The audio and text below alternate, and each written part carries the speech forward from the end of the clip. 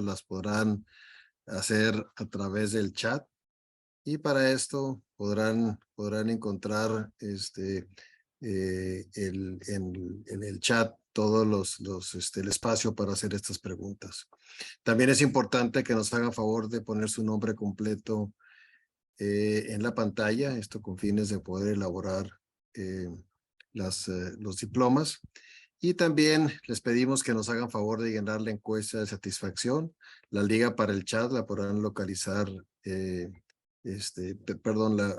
liga para poder hacer esta encuesta estará en el chat, o también lo pueden tener acceso a través del código QR. Es indispensable, les recuerdo, para que llenar esta encuesta para la elaboración de las constancias. En nombre de la Escuela de Medicina y Ciencias de la Salud del Tecnológico de Monterrey, les doy la más cordial bienvenida a la sesión académica de pediatría. Hoy vamos a dar inicio a una serie de 3 sesiones que veremos temas de oncología. En esta primera veremos el contexto en el que mueren muchos niños en México. Estará a cargo el doctor Gregorio Zúñiga Villanueva. Y después tendremos otras 2 pláticas las siguientes 2 semanas, en donde veremos retinoblastoma y tumores abdominales. Nos da mucho gusto, Gregorio, que estés aquí con nosotros, pero voy a dar la palabra a la doctora Leslie Uribe, quien es profesora de la Escuela de Medicina del Tecnológico de Monterrey, oncóloga, para que conduzca esta sesión y que además tendremos la oportunidad dentro de 15 días de escucharla en uno de los temas que va a abordar. Bienvenidos. Leslie, adelante. Muchas gracias, doctor Valencia. Buenos días. Y es un honor para mí poder contar con la presencia el día de hoy del doctor Gregorio Zúñiga. Me gustaría comentarles sobre la formación que ha tenido el doctor. Él es egresado de Medicina de la Universidad Autónoma de San Luis Potosí. Realizó la especialidad de pediatría en el programa multicéntrico de pediatría del Tecnológico de Monterrey y de la Secretaría de Salud del Estado de Nuevo León. Posteriormente realizó una alta especialidad en cuidados paliativos pediátricos en la Universidad de Toronto, Canadá, y así como una alta especialidad en cuidados paliativos comunitarios en el Instituto de Medicina Paliativa en India. Tiene además una maestría en cuidados al final de la vida, avalado por la Universidad de La Laguna de España. Igualmente, el doctor Zúñiga es miembro del Sistema Nacional de Investigadores aquí en México, en donde su principal línea de investigación ha sido relacionada al estudio del sufrimiento, cuidados paliativos perinatales y el desarrollo de cuidados paliativos en Latinoamérica. Actualmente el doctor realiza su actividad clínica como attending en el McMaster Children's Hospital en Hamilton, Canadá, y es profesor adjunto en la Universidad de McMaster. Igualmente es profesor internacional de cátedra en la Escuela de Medicina y Ciencias de la Salud del Tecnológico de Monterrey. Muchas gracias, doctor Zúñiga, por estar el día de hoy. Pues cedo la palabra para dar inicio a la plática. Muchas gracias. Voy a enfocarme a mí. Déjenme pongo Spotlight for Everyone. Ahí está. Y van a ver, no voy a compartir pantalla, sino que las cosas van a aparecer a mi derecha. Y aquí es como vamos a estar teniendo la conversación el día de hoy. La plática del día de hoy es el contexto en el que mueren muchos niños en México.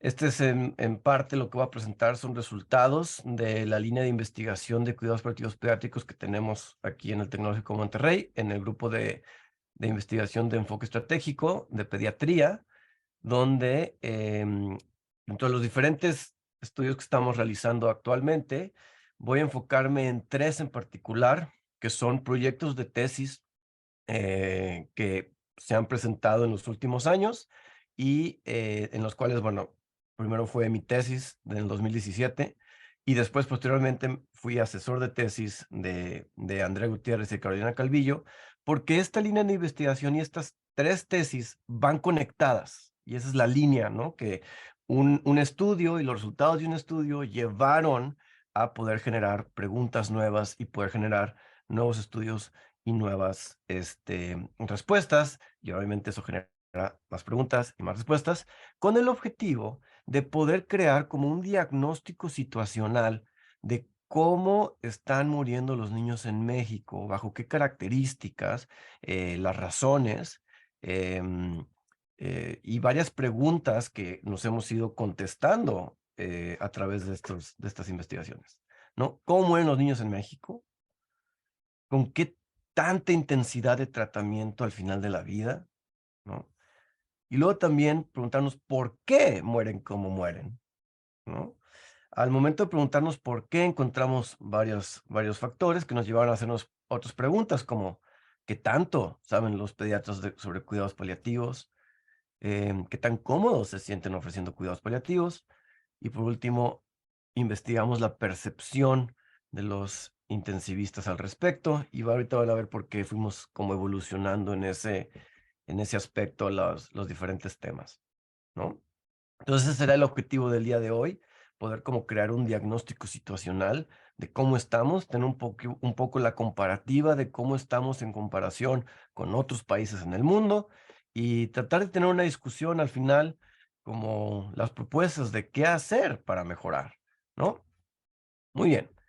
Dentro del contexto, ¿no? Un poco como la introducción de quiénes necesitan cuidados paliativos pediátricos. Para aquellos que nunca les ha tocado ver una presentación donde utilizo esta gráfica, voy a hacer un zoom para poder enfocarnos de todos los niños que necesitan cuidados paliativos pediátricos. Por lo general, la mayoría de las personas asumen que tienen cáncer, pero la realidad es que si tomamos todos los diagnósticos en el mundo de niños que necesitan de cuidados paliativos, el cáncer solo representa el 5.2% de todos los niños que necesitan de cuidados paliativos. ¿Sí? El grupo que mayor necesita de cuidados paliativos están en azul claro, arriba a la derecha de la presentación, que son niños que tienen prematurez o que tienen trauma en nacimiento o niños que tienen enfermedades o malformaciones congénitas graves, ¿no? Malformaciones congénitas que ponen en riesgo la vida de estos niños. Si juntamos esos dos grupos, tenemos que es el grupo más grande, que es el 34%. ¿Por qué lo junto? Porque en paliativos pediátricos se está generando una subdivisión llamada cuidados paliativos perinatales. Son los cuidados paliativos que se ofrecen antes, durante y después del nacimiento de un bebé, ¿no? Entonces, podemos englobar estas dos categorías, la prematurez, el trauma al nacimiento, las malformaciones congénitas, dentro de este grupo donde muchas veces los diagnósticos suceden antes del nacimiento, ¿no? Muchas veces suceden al momento del nacimiento o a veces suceden después del nacimiento. Y es por eso que se engloba que de todos los niños que necesitan cuidados paliativos, el grupo perinatal es el número 1 por mucho, ¿no? Entonces, teniendo este contexto de quiénes necesitan cuidados paliativos, tenemos esta categorización que los dividimos en 4 grupos. En vez de dividirlos por enfermedades, utilizamos esta agrupación para poder como hablar de trayectorias de enfermedad, ¿sí? Haciendo un zoom, podemos ver que tenemos 4 grupos. El grupo 1 es aquellas enfermedades que amenazan la vida, para las que una cura es posible, pero la cura puede fallar. Tenemos como ejemplo el cáncer, ¿no? Muchos niños se curan de cáncer, pero no todos se pueden curar de cáncer, ¿sí? A veces que el tratamiento falla. Tenemos ejemplos como la falla orgánica irreversible, es decir, aquellos pacientes que necesitan a lo mejor un trasplante de corazón. ¿Sí? Aquellos que reciban un trasplante de corazón, pues obviamente van a poder seguir viviendo, pero no todos tienen acceso a un trasplante de corazón, no todos, aunque estén esperando en la lista de espera, no tienen acceso a llegar a recibir el corazón que necesitan, ¿no? Entonces, potencialmente, todo este grupo de pacientes podrían recibir tratamiento enfocado a curar y prolongar su vida de manera indeterminada, pero no todos estos pacientes reciben tratamiento curativo por diferentes causas, ¿no? Entonces, ese es el grupo 1, ¿no? Enfermedades que ponen en riesgo la vida, pero donde la cura es posible y puede fallar. Luego tenemos el grupo 2. El grupo 2 son aquellas enfermedades en las que una muerte prematura es inevitable. Es decir, estas personas van a vivir menos que la esperanza de vida normal de la población en la que viven, ¿sí? Si la esperanza de vida en México es 70 y tantos años, ¿no? Si cualquier persona que tenga una enfermedad donde sepamos que su muerte va a ser antes de lo esperado, es que se considera una enfermedad con muerte prematura. Y eso es inevitable, ¿no? Porque la misma enfermedad va a llevar a que la persona tenga una vida acortada. Pero muchas veces en este tipo de enfermedades, ofreciendo tratamientos intensivos, se puede prolongar la muerte y permitir una vida normal durante mucho tiempo. Este es el caso de la fibrosis quística, por ejemplo. Muy interesante porque, por ejemplo, en Canadá tiene la esperanza de vida más alta de fibrosis quística en el mundo. Una persona con fibrosis quística en Canadá, en promedio, vive más de 60 años. Casi una esperanza de vida normal, ¿no? Pero si tomamos ese mismo paciente de fibrosis quística y lo ponemos en México, la esperanza de vida promedio de fibrosis quística en México es de 18 años, ¿no? Y eso tiene que ver, obviamente, con el tratamiento intensivo que estos pacientes tienen acceso a recibir, ¿no? Entonces, este es el grupo 2. Enfermedades que no tienen cura, que eventualmente van a producir una vida cortada, pero que con tratamientos intensivos podemos seguir prolongando la vida. Luego tenemos el grupo 3. En el grupo 3 tenemos aquellas enfermedades progresivas sin opciones de tratamiento curativo, donde el tratamiento es exclusivamente paliativo y puede extenderse durante muchos años. Este es el caso de las enfermedades metabólicas o enfermedades neurodegenerativas, enfermedades mitocondriales, por ejemplo, donde sabemos que no podemos ofrecer un tratamiento curativo para estos pacientes y que desde el diagnóstico sabemos que es una enfermedad que va a ser progresiva y que eventualmente va a llevar a la muerte de este paciente. No necesariamente de manera rápida, hay pacientes que sobreviven varios años con estas enfermedades, pero sabemos que a final de cuentas va a ser una evolución progresiva, ¿no? Y por último tenemos las enfermedades en el grupo 4, que son aquellas enfermedades irreversibles, pero no progresivas, ¿sí? Que obtienen una discapacidad grave y su propia discapacidad los hace susceptibles a complicaciones de salud y de muerte prematura. Este es el caso de las parálisis cerebrales grave o daño neurológico por anoxia, ¿no? Este es el caso de del grupo 4, en donde es un paciente con parálisis cerebral grave que puede vivir muchos años de manera estable, es no progresivo. El daño ya sucedió de manera previa y la misma enfermedad, la situación de discapacidad, pone en riesgo al paciente a tener diferentes complicaciones de salud, pero puede vivir mucho tiempo de manera estable. Muchos de estos pacientes inclusive sobreviven el periodo de la niñez, se convierten en adolescentes y ahora cada vez más con los avances de la tecnología y de los cuidados que se están ofreciendo en la actualidad, muchos de estos niños se convierten en adultos, ¿no? Entonces, estos son todos los grupos, los diferentes grupos de personas que se podrían beneficiar de recibir un abordaje paliativo, inclusive antes de la etapa final de la vida, ¿no? Nuestro objetivo en paliativos es poder ofrecer y enfocarnos a mejorar la calidad de vida de estas personas, independientemente de en qué punto de su trayectoria de enfermedad se encuentren, ¿no? Sabemos que las intervenciones desde antes van a mejorar la calidad de vida y eventualmente algunos de ellos entrarán a la fase final de su vida, donde se ofrecerán cuidados al final de la vida. Muy bien. Entonces, para poner el contexto también, es, bueno, ¿y cómo mueren los niños en el mundo? ¿No? Entonces, esta es una mezcla de diferentes referencias donde podemos ver que hay una diferente prevalencia de cómo mueren los niños en base a adecuación del esfuerzo terapéutico.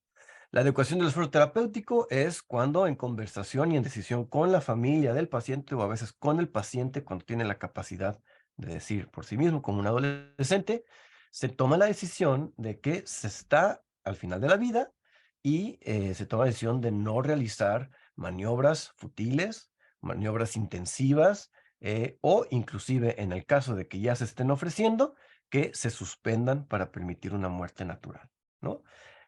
Tenemos en el caso de Suiza, como podemos ver en pantalla, donde hasta el 90% de los niños que mueren en Suiza mueren recibiendo adecuación del esfuerzo terapéutico. Es decir, donde se hace consciente de que el paciente está al final de su vida y entonces se va a buscar producir una muerte natural, ¿no? El rango varía desde 90% en Suiza hasta 30% en Taiwán. Digo, en España. Taiwán 82% y Alemania 81%, ¿no? Hay una estadística que dice que el rango en el mundo varía desde el 25 al 93%, ¿no? Entonces, hay países donde lo más natural es que las personas, o los niños en este caso, mueran con una muerte lo más natural posible, permitir que la enfermedad tenga su evolución natural, ¿no? Evitando intervenciones intensivas. Y hay partes en el mundo, como en España, donde no es tan frecuente, ¿no? O sea, un porcentaje, 30% sí lo recibe, pero todavía hay muchos niños que mueren en España recibiendo tratamientos intensivos de alta intensidad, ¿no? Entonces, el contexto mundial. Entonces, eso nos lleva a nuestra primera pregunta de investigación. Bueno, ¿y en México cómo estamos? ¿No? ¿Cómo es que mueren los niños aquí con nosotros? Entonces, primero les voy a mostrar los resultados de la tesis de Caro, donde nos enfocamos a investigar las características de cómo mueren los niños. En este caso fue en el Hospital Materno Infantil. Hicimos un estudio retrospectivo, descriptivo, donde básicamente agarramos todas las muertes en los últimos 5 años, del 2014 a 2019, que fue cuando empezó la tesis de Caro, y, bueno, recuperamos 459 pacientes. Eso quiere decir que si en 5 años murieron 459 pacientes, más o menos en el Hospital Materno Infantil, que es uno de los hospitales más grandes pediátricos del país, definitivamente tiene una de las UCINes más grandes del país. Más o menos produce, bueno, o sucede la muerte de una persona o de un niño o una niña cada 4 días, ¿no? Estamos hablando que utilizando este número total de pacientes dividido en 5 años, nos da más o menos por 90 pacientes por año, y si lo dividimos en 365 días, más o menos, quienes están trabajando en el materno infantil, estamos experimentando, estamos viviendo la vida, la muerte de una persona o de un niño cada 4 días, ¿no? Es como para poner el contexto. Y muy importante, ¿no? Porque nuestros residentes nos están exponiendo a la muerte de manera constante. Ok, entonces, ¿cómo murieron estos niños? Obviamente esto es incluyendo todas las muertes. Todas, ¿no? La mayoría de los niños tuvo una edad promedio de 8.1 meses, ¿no? Muy bien, la mayoría de las muertes que suceden en pediatría en general en el mundo suceden antes del primer año de vida. Esto es consistente con la literatura internacional. La mayoría de los niños de manera promedio tuvo 81.1 meses. Mitad y mitad más o menos entre masculinos y femeninos. Y la mayoría de los niños que murieron en el hospital estuvieron en promedio hospitalizados alrededor de 22 días, ¿no? De manera promedio. Ok. ¿Dónde murieron nuestros niños en este hospital? La mayoría murieron en UCIN, ¿no? una vez más, consistente con lo que sucede en la literatura internacional. El grupo de niños que necesita de mayor cuidados paliativos o que se van a exponer a la muerte con mayor riesgo, pues son el grupo perinatal, ¿no? En este caso, casi el 70% de las muertes fueron en la terapia intensiva neonatal.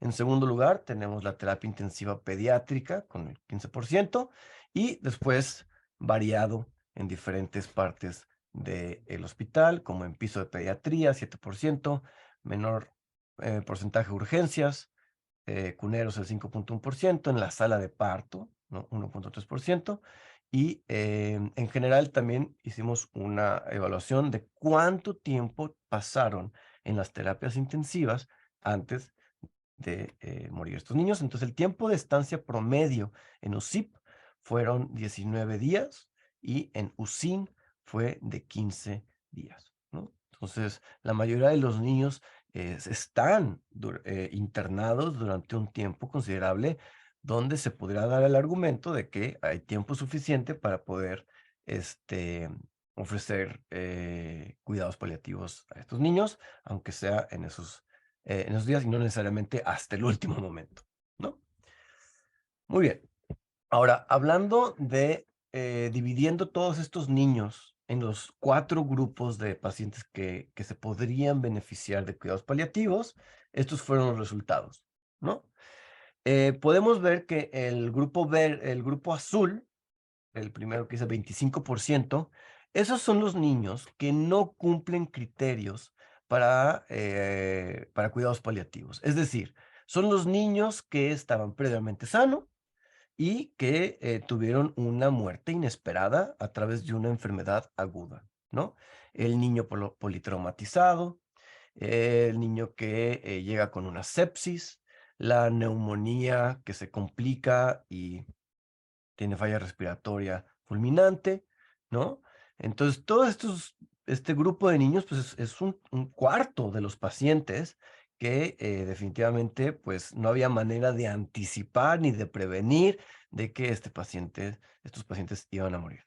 Probablemente estos niños hayan muerto en terapia intensiva justificadamente, ¿no? O sea, son niños que tienen toda la probabilidad de poder sobrevivir porque tienen una enfermedad aguda potencialmente reversible y que por alguna razón específica de la enfermedad de ese paciente, pues lo lleva a una muerte inesperada y repentina, ¿no? Pero eso nos lleva a el resto de las muertes. El 75% restante se puede categorizar en alguno de los 4 grupos que se podrían beneficiar de una intervención paliativa, ¿no? Tenemos el grupo 1, que son las enfermedades amenazantes para la vida, es decir, donde el tratamiento curativo se está ofreciendo, pero puede fallar, ¿no? Ustedes podrán decir, bueno, puedo argumentar que si la cura puede ser potencial para estos pacientes, pues nos vamos a seguir enfocando en curar hasta el último momento. Y yo creo que eso es correcto, ¿no? Pero dentro de la trayectoria de estos pacientes, en algún punto el tratamiento falló o había datos de que el paciente no estaba, respondiendo al tratamiento de manera esperada y donde la muerte se podía prever de que iba a ser inminente, ¿no? O sea, es diferente el paciente que muere de manera inesperada a este paciente que estaba recibiendo todos los tratamientos enfocados a curar, pero que eventualmente esos tratamientos fallaron, pero hubo señales de que el paciente no iba a sobrevivir. ¿Okay? Luego tenemos el grupo 2, que son las enfermedades limitantes para la vida, como pacientes con fibrosis quística, distrofia muscular de Duchenne, es el grupo más pequeño. El grupo 3, que es el amarillo, la enfermedad progresiva sin opción a cura. Y es muy importante porque estos son el grupo de pacientes que idealmente deberían de haber recibido cuidados paliativos desde el diagnóstico.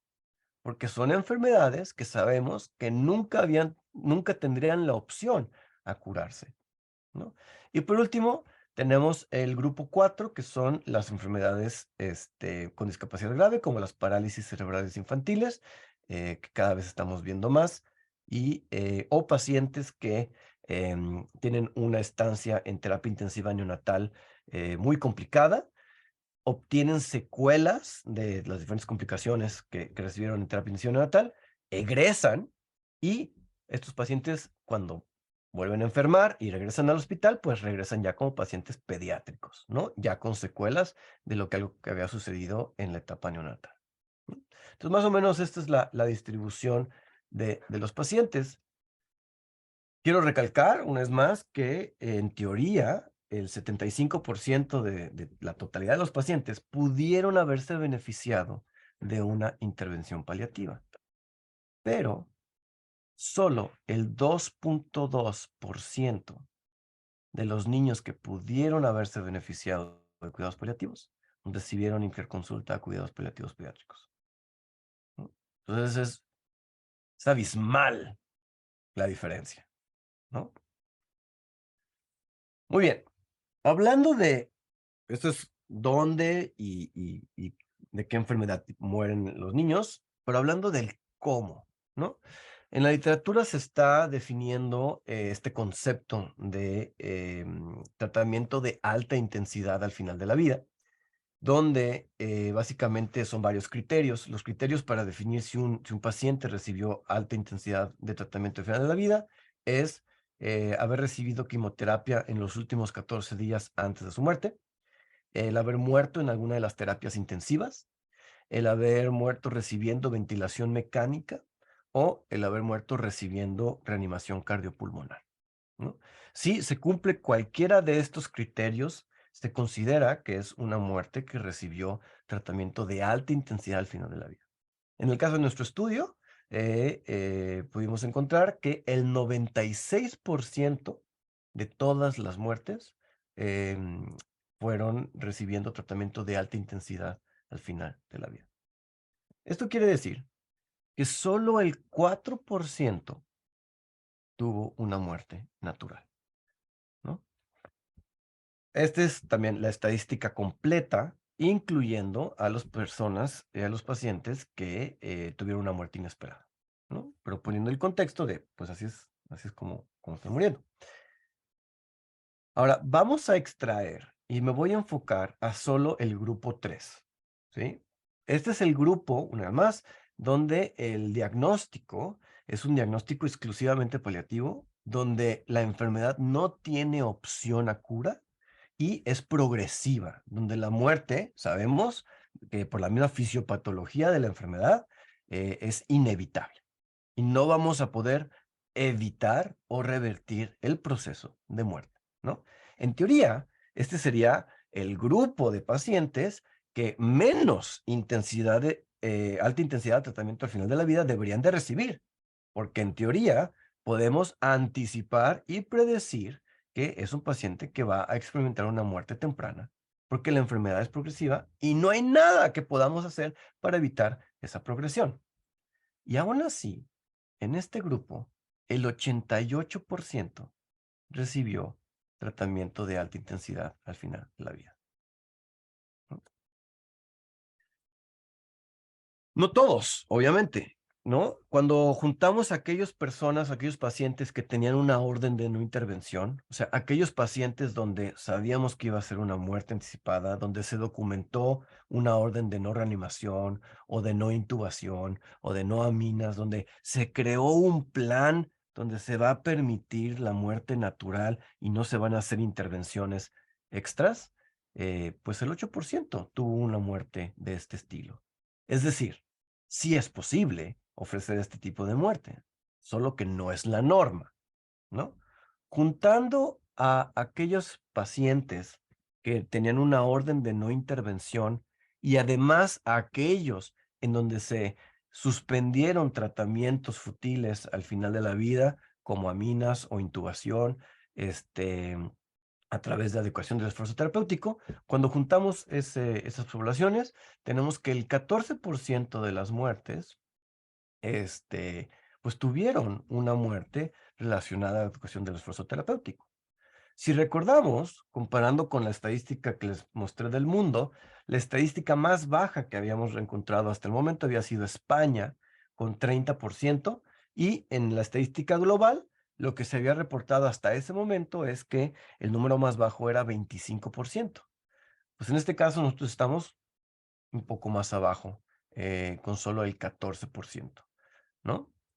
Muy distante de algo como Suiza, donde es el 90%, ¿no? Entonces, eso nos llevó a hacer la siguiente pregunta de investigación. ¿Por qué nuestros niños mueren de manera distinta a otros niños en el mundo? ¿No? Y eso nos llevó a explorar las barreras clásicas para implementar los cuidados paliativos. Se ha documentado de muchas maneras todos los beneficios que los cuidados paliativos ofrecen a los niños, ¿no? Entonces, si sabemos de los beneficios, pues la pregunta es si los beneficios ya están documentados, ¿por qué no podemos ofrecerle esos beneficios a nuestros pacientes, ¿no? Entonces, pues eso dijimos, bueno, ¿qué tal si es que los pediatras no saben de cuidados paliativos, ¿no? Entonces, esa fue la tesis que yo realicé, y nos preguntamos también, bueno, ¿qué tan cómodos se sienten los pediatras ofreciendo cuidados paliativos? A lo mejor es eso, ¿no? Que no sabemos y no nos sentimos cómodos, y esa es una de las razones. Entonces, este fue un estudio donde probablemente muchos de ustedes participaron en la encuesta, donde entrevistamos a pediatras de todo el país. Fue un total de 242 pediatras, y el objetivo era encontrar qué tanto sabían de cuidados paliativos. La mayoría de los pediatras encuestados tienen una edad promedio de 43 años, también más o menos mitad y mitad entre hombres y mujeres, con una variedad distinta de años de práctica, desde menos de 5 años de práctica, recién egresados, el 27%, hasta personas con mucha experiencia, más de 30 años de experiencia realizando pediatría, ¿no? También tuvimos una muestra variada de pediatras que se dedicaban solo a la medicina pública, pediatras que se dedicaban solo a la medicina privada, o aquellos pediatras que tenían tanto atención pública como atención privada en su práctica clínica, ¿no? También esta encuesta englobó a aquellos pediatras que tenían una especialidad y aquellos que ejercían como pediatras exclusivamente. Y por último, se les preguntó si habían recibido educación sobre cuidados paliativos, y ahí sí encontramos donde el 92%, casi todos, nunca habían recibido educación sobre cuidados paliativos. Mi hipótesis era, si la mayoría no ha recibido educación sobre cuidados paliativos, pues nadie va a saber sobre cuidados paliativos. Pero la realidad es que la mayoría de los pediatras se exponen de manera constante a pacientes que se podrían beneficiar de una atención paliativa. Entonces, porque una de las hipótesis era, bueno, a lo mejor no necesito saber de cuidados paliativos porque en mi práctica clínica no me expongo a pacientes con necesidades paliativas. Pero la realidad es que, tomando como consideración los 4 grupos de pacientes que se pueden beneficiar de cuidados paliativos, la mayoría se expone de manera constante a pacientes que se pudieran beneficiar de cuidados paliativos en algún momento de su trayectoria, ¿no? Entonces, no es por falta de exposición a pacientes que lo necesiten, ¿no? Hicimos un cuestionario sobre 10 preguntas donde tenían que poner verdadero y falso, y así valoramos qué tanto iban a tener sus respuestas. Y los resultados, la verdad, me sorprendieron. Yo pensé que íbamos a reprobar flagrantemente, y no fue así. La realidad es de que la mayoría de las preguntas fueron respondidas correctamente. Hay preguntas que fueron más sencillas de responder. Por ejemplo, tenemos la pregunta 3, donde el 95% de los encuestados la tuvo correcta, ¿no? Los pacientes en muerte cerebral siguen vivos y aún tienen posibilidad de recuperarse. Eso es falso. El 95% respondió falso, ¿no? La pregunta más difícil de contestar fue la pregunta 5, que es, para el retiro de la ventilación mecánica en un paciente terminal se necesita la autorización de un comité de ética. También eso es falso. No se necesita una autorización de un comité de ética para retirar la ventilación mecánica en un paciente terminal. Y esa fue la pregunta que solo el 23% tuvo correcta, ¿no? Pues como poniendo ahí un poco los contrastes. Entonces, mi hipótesis no salió, ¿no? Yo pensé que nos iba a ir peor. La verdad es que el promedio de respuestas, ¿no? Donde la respuesta máxima era 10, el promedio fue de 6.8, ¿no? Pensamos. Y eso quiere decir que los pediatras tienen conocimientos básicos sobre cuidados paliativos. Eso es por debajo de la recomendación de las asociaciones de cuidados paliativos internacionales, porque en teoría los conocimientos básicos es para alguien de nivel de pregrado y conocimientos avanzados debería ser alguien de posgrado, no necesariamente conocimientos especializados, pero sí por lo menos algo más que básico. Pero aún así, yo estaba muy contento porque pues nos fue mejor de lo que creí. Entonces, si la pregunta fue, bueno, si no es porque no sepamos cuidados paliativos, ¿no? Entonces, ¿por qué es que no los ofrecemos? Y eso nos llevó a la siguiente pregunta, ¿no? El 92% de los pediatras encuestados se sienten incómodos abordando necesidades paliativas. Entonces, no se trata de que no sé, tengo el conocimiento, me siento incómodo aplicándolo. No sé cómo hacerle, ¿sí? Y esa es incomodidad lo que probablemente sea uno de los factores en que pues no se ofrecen, ¿no? Interesantemente, exponerse a pacientes oncológicos menora el conocimiento y la comodidad. Y lo digo interesantemente porque, una vez más, pensando en todos los niños que se podrían beneficiar de una atención paliativa, los niños oncológicos solo representan el 5%. Pero aún así, exponerse a pacientes oncológicos mejora los conocimientos y la comodidad ofrecida. Ya tenemos el contexto de cómo nos sentimos como pediatras. Entonces, nos llevó a nuestra última pregunta de investigación, donde la pregunta es, ¿por qué nos sentimos incómodos? ¿No?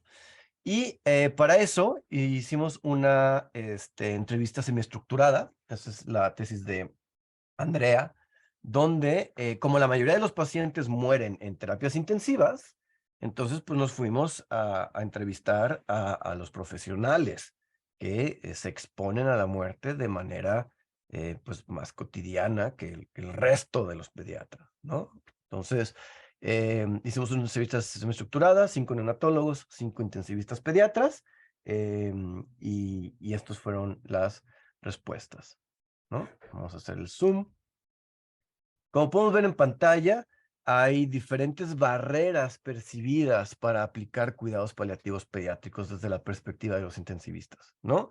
Hay barreras en el aspecto legal, donde se temen represalias legales, ¿no? Donde hay una falta de asesoramiento legal y ético y donde desconocen la legislación, ¿sí? Las leyes que nos protegen para poder ofrecer cuidados paliativos y poder ofrecer cuidados al final de la vida y poder ofrecer muerte natural, muchas veces es desconocida por los propios proveedores de salud, ¿no? Otros factores que influyen es que muchas veces los mismos médicos mencionaban que no sienten que tengan las herramientas para comunicarse con los familiares o no se sienten cómodos o expertos dando malas noticias, ¿no? Otras de las cosas que creo vale importante mencionar es que para muchos perciben como fracaso que fallezca un paciente, ¿no? Ahora, creo que, una vez más, categorizando a los pacientes, pues sí, en muchas ocasiones hay pacientes donde se esperaba que el paciente iba a mejorar y donde la muerte sucede de manera inesperada. Y puedo entender que haya esta sensación de que fallamos, ¿no? Pero muy distinto a un paciente donde pues no había manera de evitar la muerte, pues difícilmente podremos decir que fallamos si estaba fuera de nuestras manos, ¿no? También se mencionan otras barreras específicamente sobre cuidados paliativos, donde el personal de salud desconoce sobre cuidados paliativos, aunque ya vimos que hay más conocimientos del que creíamos y eso puede ser un poco más un mito que una realidad. Otras de las barreras es que no hay quien pueda ofrecer cuidados paliativos y falta esa expertise, cosa que con el tiempo va a ir cambiando porque cada vez más hay más pediatras interesados en entrenarse en cuidados paliativos pediátricos, ¿no? Y por último hablaban de que no hay protocolos institucionales, de decir, es que el hospital no me ofrece una guía de cómo hacer este tipo de intervenciones, ¿no? Muy bien, entonces esas fueron las barreras percibidas por los por los intensivistas. Y luego investigamos las barreras para permitir una muerte natural, ¿no? Estas las podemos dividir en 3 categorías. La barrera que la mayoría sintió, o que era muy común el tema, es se sienten cómodos no iniciando soporte vital, pero incómodos suspendiéndolo, ¿sí? Es decir, es más fácil decir, si este paciente ya está al final de su vida, pues no es candidato a terapia intensiva y se va a quedar en piso de pediatría, ¿no?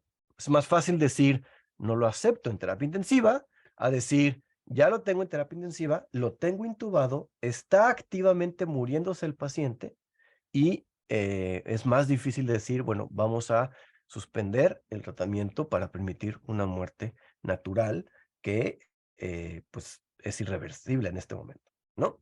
Otras de las barreras para ofrecer una muerte natural es la necesidad de ganar tiempo para los familiares, es decir, el familiar no está presente en este momento en el hospital, hay que hablarle para que venga y poder esperar a que el paciente pueda estar aquí, ¿no? El familiar. Y en el punto en medio es no se sienten cómodos no iniciando o suspendiendo soporte vital avanzado o RCP. Una vez más, esta sensación de incomodidad de no ofreciendo o suspendiendo tratamientos que se podrán considerar vitales, aunque en muchos casos estos pacientes pues no sea así.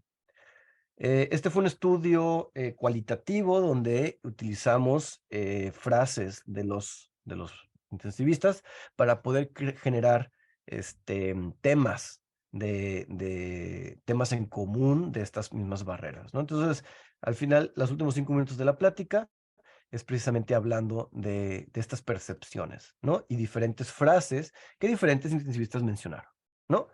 Eh, Esta frase, por ejemplo, un área de cuidados intensivos no es para dar cuidados paliativos. Cosa que va en contra de la definición de cuidados paliativos, donde los cuidados paliativos son independientes del lugar donde se encuentra el paciente o de la trayectoria, sobre todo en aquellos pacientes que se podrán beneficiar de una atención paliativa temprana, ¿no? No está peleada la medicina paliativa con la medicina curativa y se pueden ofrecer al mismo tiempo, ¿no? A veces terapia intensiva pediátrica y neonatal es sinónimo de curación. ¿Cómo vas a decirle que no hay nada más que hacer? ¿No? Hablando de esta barrera de decir, me cuesta trabajo a veces decir que no puedo curar a esta persona, ¿no? O sea, es esa barrera que tengo. Porque tú fuiste entrenado para detener la muerte, a preservar la vida a toda costa, ¿no? Y yo diría, bueno, sí, en muchas ocasiones, ese es el objetivo. Pero hay enfermedades que no se puede. No tenemos la capacidad tecnológica al día de hoy para poder revertir la muerte. Entonces, estamos luchando una batalla inganable si de entrada estamos ofreciendo un enfoque curativo a aquellos que desde un inicio no tienen esa opción, ¿no? El médico a veces no quiere dar un aspecto de derrota al decirle al familiar que los esfuerzos del tratamiento han llegado a su límite. Entonces, se les plantea un escenario muy distinto, a veces hasta optimista, que mantiene una esperanza falsa en el familiar, ¿no? Entonces, también una vez más esta capacidad de pues, de hablar con la verdad, de decir cosas tristes, ¿no? De decir, no podemos curar a tu hijo, ¿no? La carga que se muera al paciente y en nuestras cabezas queda como yo lo maté. Eso para mí es muy interesante porque cargamos con la culpa. Nos estamos echando a nuestro hombro esa culpabilidad de decir, no solo se me murió, yo lo maté. Cuando claramente, cognitivamente, todos podemos hacer un ejercicio de reflexión y decir, nadie está matando a nadie, ¿no?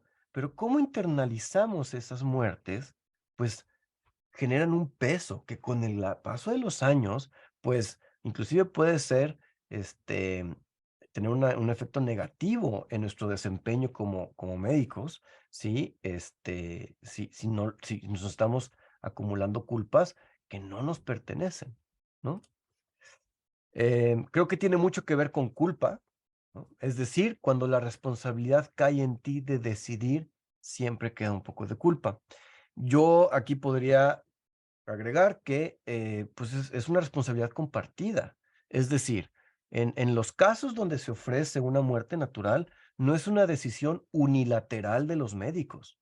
Es una conversación y toma de decisiones con la familia, donde se llega a un acuerdo de que estamos al final de la vida, que no se puede evitar la muerte y que en conjunto vamos a crear las características de una muerte donde la familia tenga la oportunidad de estar con el paciente de una manera distinta, ¿no? Entonces, pues no es que yo llegue y dice, ya se le va a suspender todo, sino es contrario, es decir, bueno, hay veces que las mismas familias dicen, doctor, es momento de dejarlo ir, ¿no? Finalmente somos varios médicos, siempre en cada turno, y depende de cada uno si se le va a ofrecer o no. Y creo que es el último punto que habla sobre cómo muchas veces, y sobre todo en la medicina pública, si tenemos distintos médicos en diferentes turnos, con grados distintos de comodidad en ofreciendo cuidados paliativos, el tratamiento va a ser muy distinto de turno a turno, ¿no?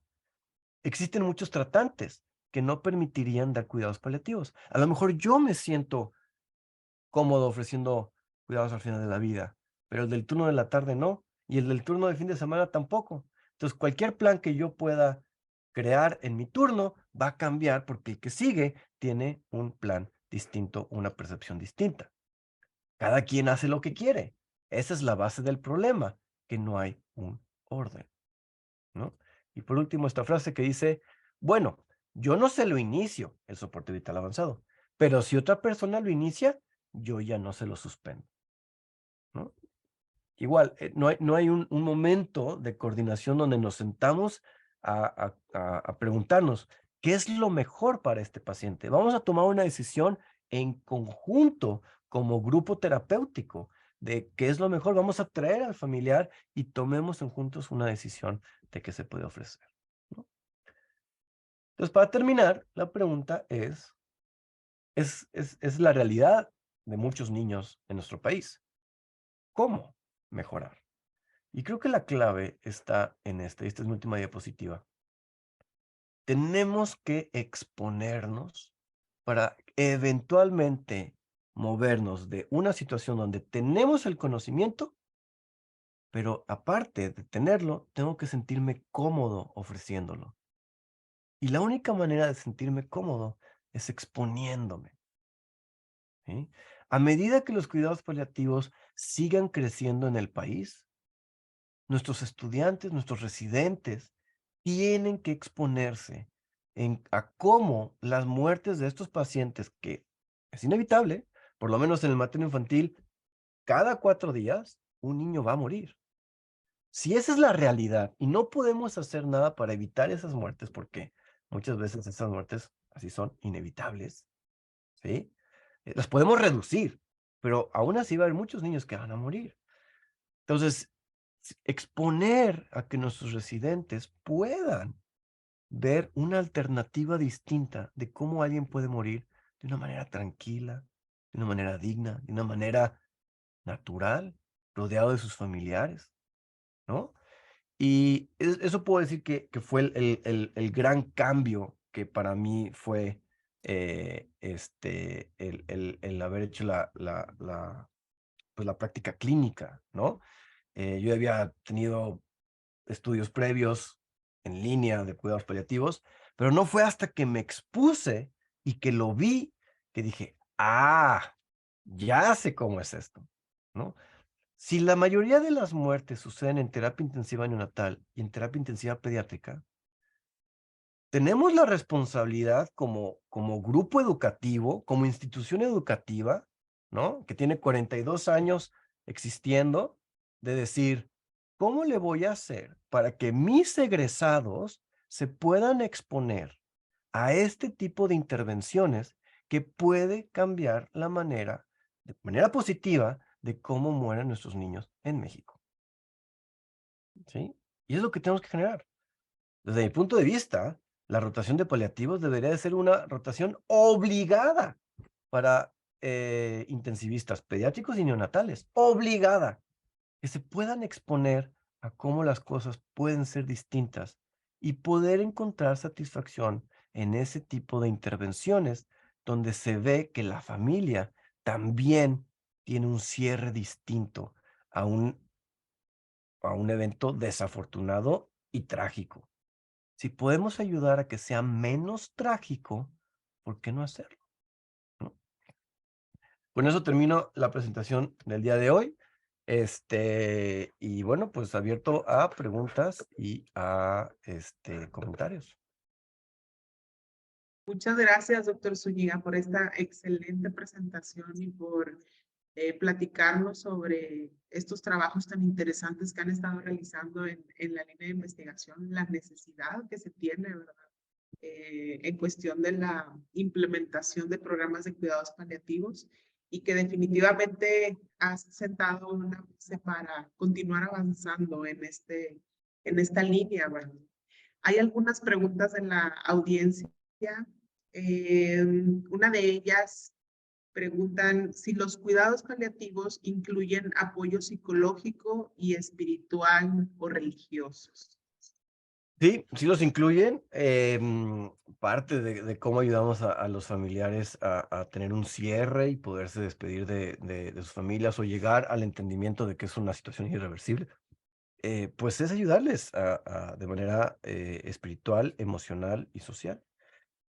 Muchas veces en el aspecto espiritual hay dos maneras distintas de hacerlo. Hay instituciones que tienen contacto con con guías espirituales ya definidos y decir, bueno, el hospital trabaja con este sacerdote en particular, con este pastor, con este guía espiritual y inclusive están credencializados por el hospital.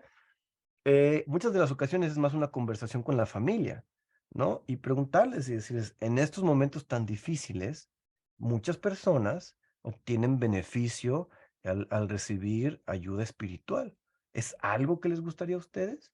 Y para aquellos familiares que dicen que sí, se les puede preguntar, ¿tienen alguien en su comunidad, o en sus amigos, en sus conocidos, en su entorno, que les gustaría que viniera?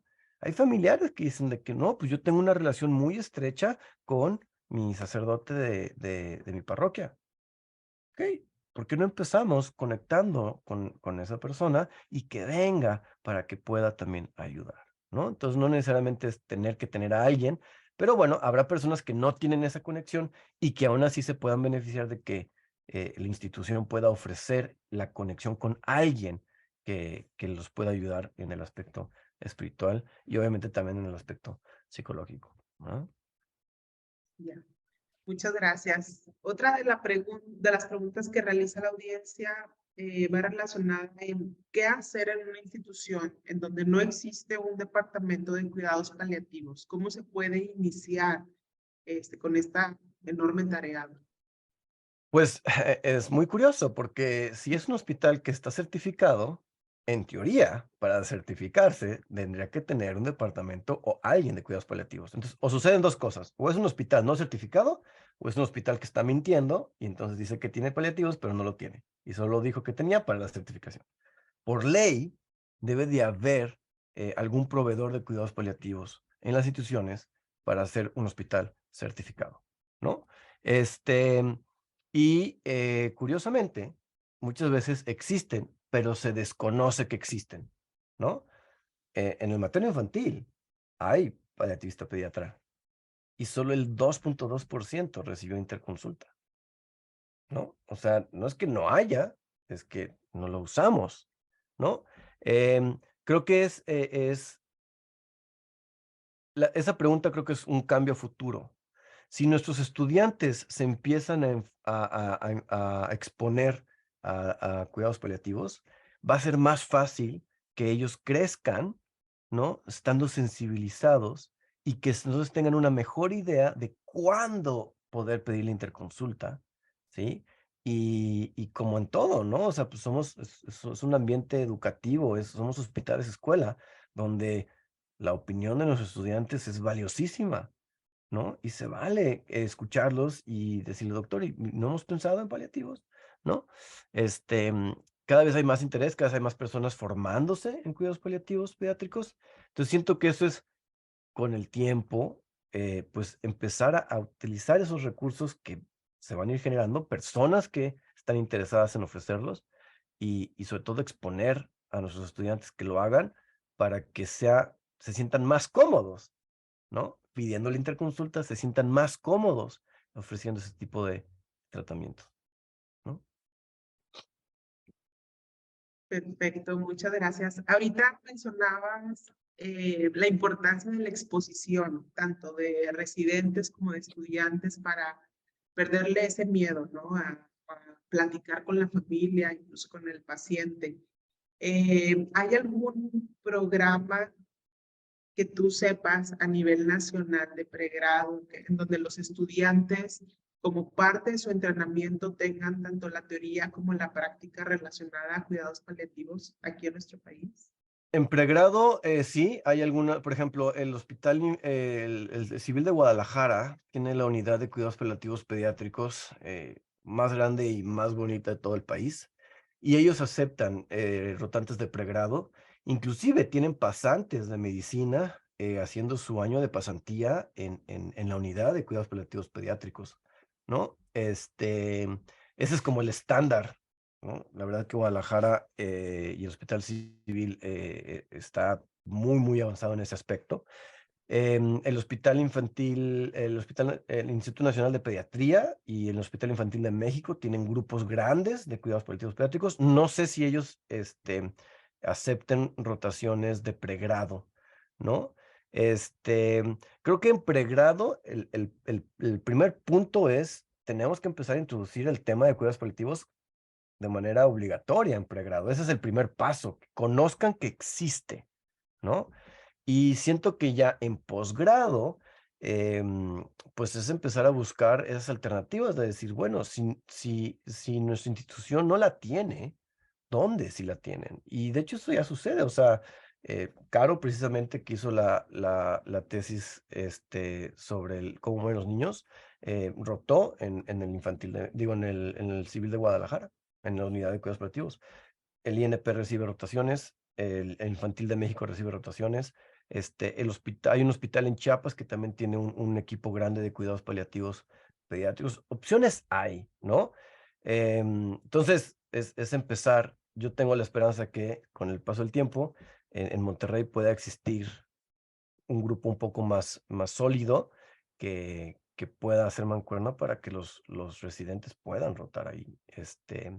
Pero bueno, opciones sí hay en México y los tres grandes grupos es KIM, INP y el Civil en Guadalajara.